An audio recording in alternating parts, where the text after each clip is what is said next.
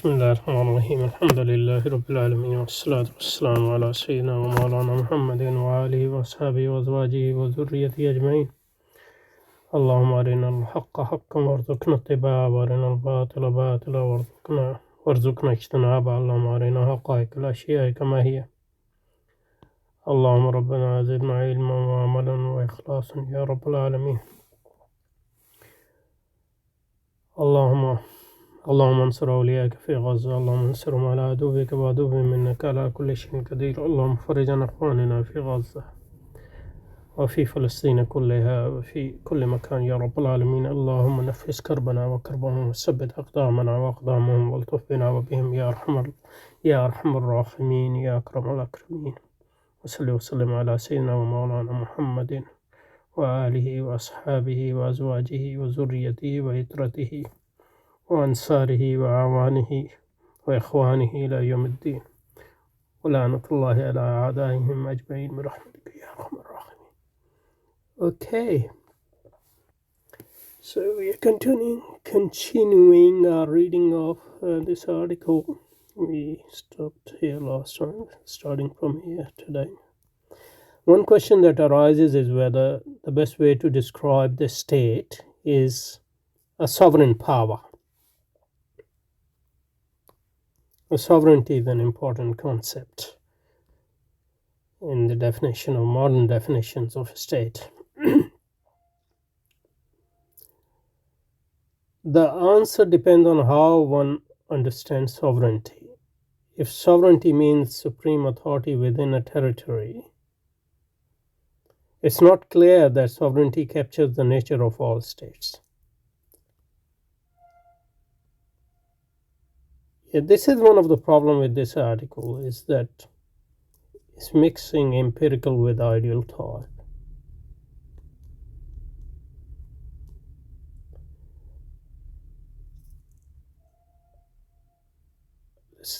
Let's dwell on this a bit.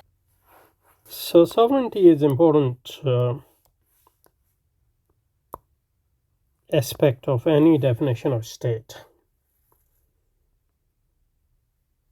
And by sovereignty, let's say we mean,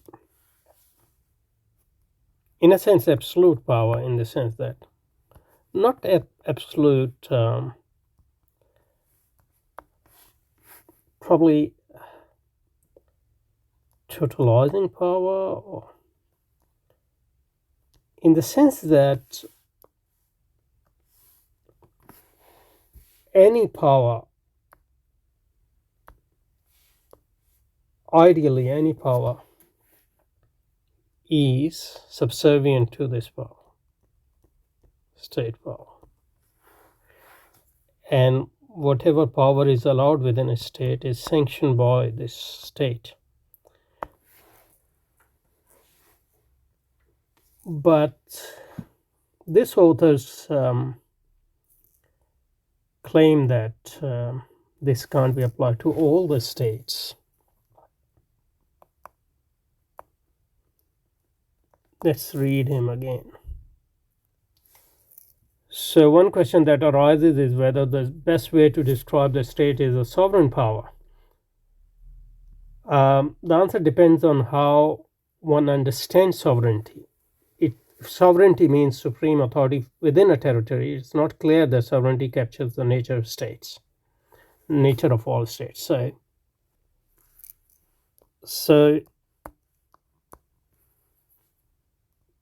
he might qualify it, but at this point, the problem I have with his account is that he's saying that this conception of sovereignty as a supreme authority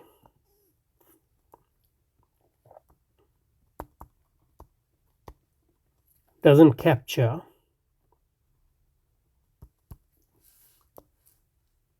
the reality of nature of all state.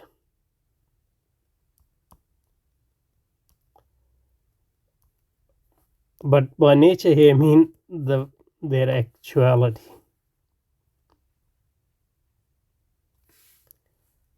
But when you are defining something, I think what we need to do is ideal type. Otherwise, how are you going to differentiate between the contingent elements within a state? What constitutes a state and necessary element? There's no other way to unless you just do empirical generalization and you only keep elements which are shared by all the states, and that sort of approach or method has its own problems. So what I'm saying is, what we should be looking at is state as an ideal type, or what a state aspires to do, and how it, not what it is able to do, because not all states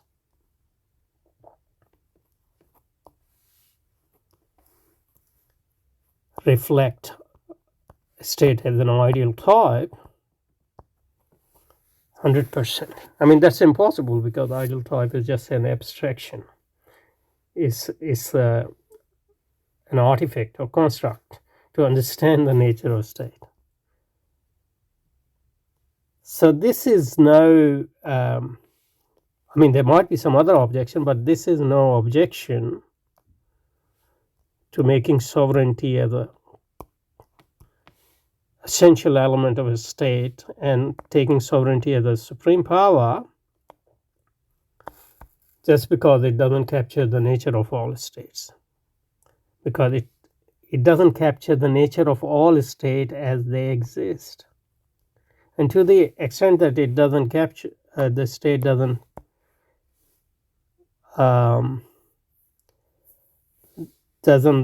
rise to that level, it means that it is not fully functioning or fully a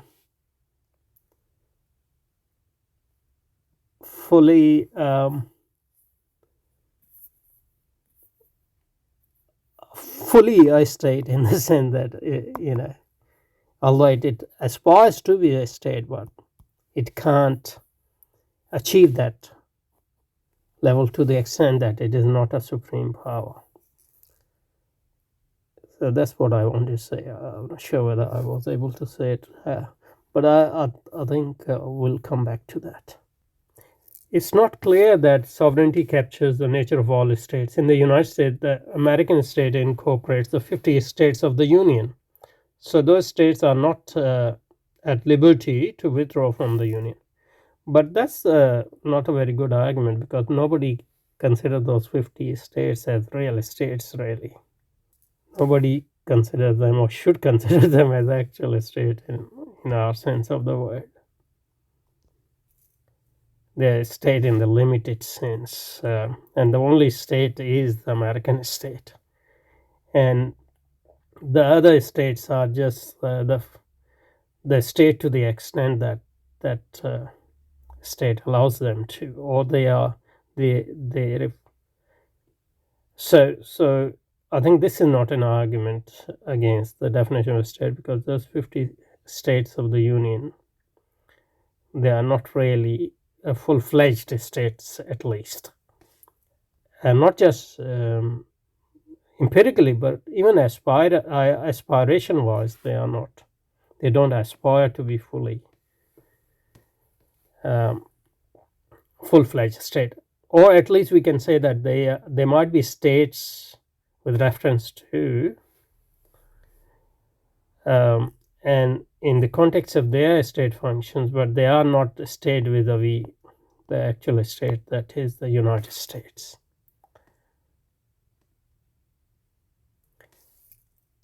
Now, however, the authority of the various states and state governments limit the authority of the American state.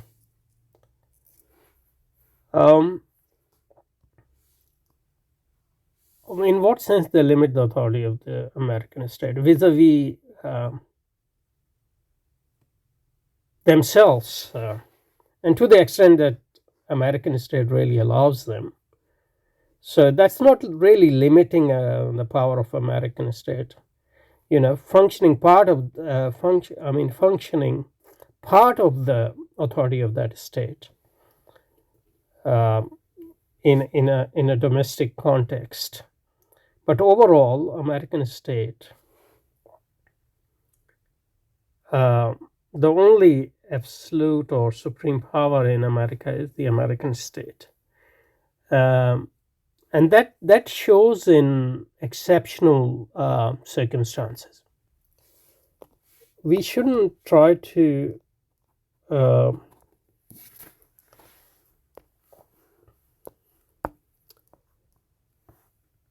define all aspects of a state by reading into or generalizing from normal functioning of the state. But the exceptional moments, which are in fact not exception at all because they are always there in the background.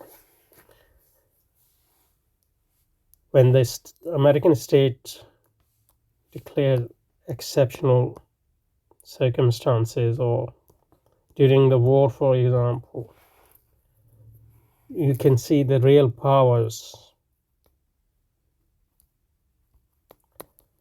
of the American state vis-a-vis other states as well as vis-a-vis anything in America and outside America. They become clear. So we shouldn't just use the normal circumstances to see into the nature of the state, but a lot of key essential elements of the states and its aspirations become manifest only in exceptional circumstances, the circumstances of war. On the one hand, although we should keep in mind that those exceptional circumstances are normal in a sense too, because the state of exception is always there, potentially or actually. That's one point. The second point is, to the extent that the American state has limits vis-a-vis other states, which are not self-imposed limits. That's the important thing. Or with other states outside, then those are empirical limits, and they don't detract from the idea that state is a supreme power. And obviously, when I was talking about the state of exception, among other things, what I have in mind is the German philosopher and jurist Carl Schmitt, and probably we should read some of his work at some point as well, because that's important.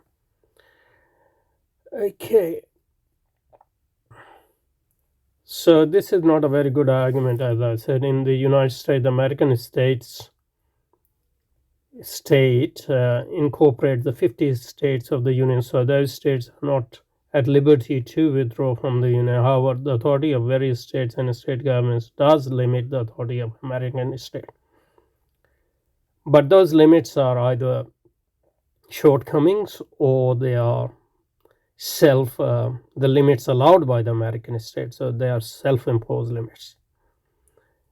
But in principle, American state, if it wants, it can transcend those limits. And to the extent that it can't transcend them, even if it wants to, then that's the empirical shortcoming in a sense, which is unable to act unilaterally on a range of issues. To take just one example, it cannot amend the Constitution without the agreement of the quarter of the states. But the Constitution itself is always being bypassed. The state, and the Congress and all, they are always bypassed by the state. constitution is in actual fact is just a tool, and the state has invented, as you know, the American state has invented variety of instrument to bypass constitution, which shows to us that sovereign power is above constitution in a sense. But the relationship between constitution and the state is a complex issue to which we will come at some point. I will think. You never know. Indeed, many national states find themselves constrained, not just because they exist as federated polities, but because their membership or other organization or association, as well as their treaty commitments. So again, we can say that either those are self limitations, then which should be considered as limitations, or they are empirical shortcomings. That doesn't actually contradict the fact that it's a state by its nature aspire to absolute power in a sense.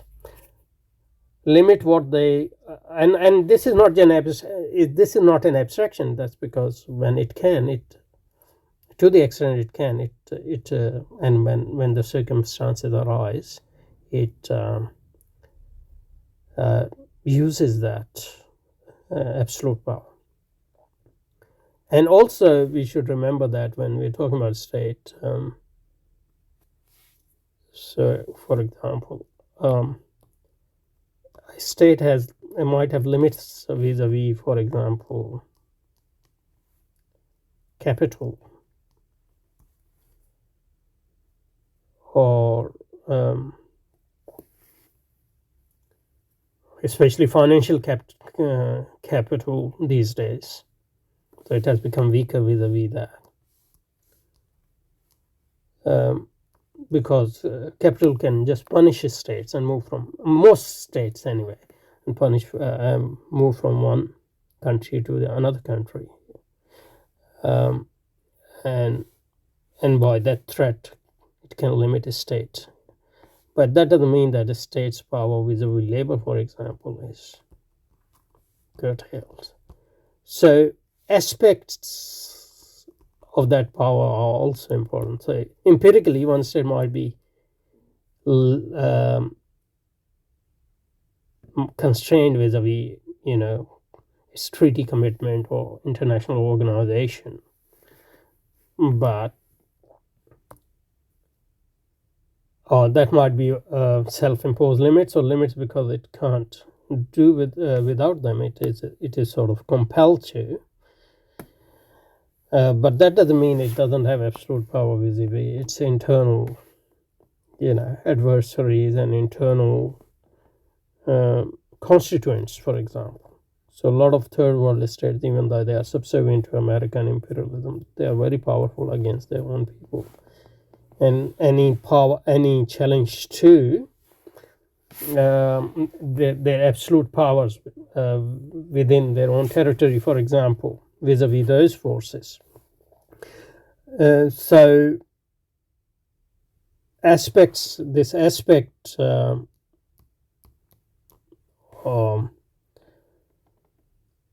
angle is important because that shows us that tells us the nature of those states. So they are a state, fully functioning state. They are fully functioning state only to the extent that they control certain elements towards which they have absolute power, but they are not fully functioning states, fully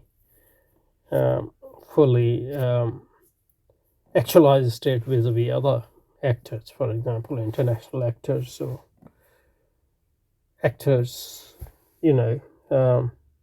outside its domain, for example, or dominion, for example.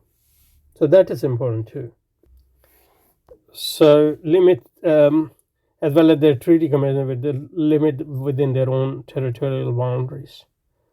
But those limits within their own territorial boundaries are vis-a-vis those powers. And again, those limits are either self limits or the limits of its capacity to be a fully fledged state. So sovereignty could, on the other hand, be taken as a matter of degree, empirically speaking, because as a matter of ideal type or as a matter of aspiration, that's not a matter of degree. But this would suggest that it is of limited use in capturing nature of state and distinguishing them from political cooperation. I disagree because of the fact that he is not taking sovereignty in the sense of aspiration and the nature as far as the ideal type is concerned. So he is taking sovereignty and the state itself as empirical concepts, which is not a very fruitful way of trying to arrive at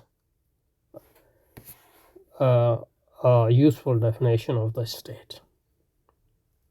Okay, so we'll stop here and we'll continue from here, inshallah. سبحانك اللهم وبحمدك نشهد أن لا إله إلا أنت نستغفرك ونتوب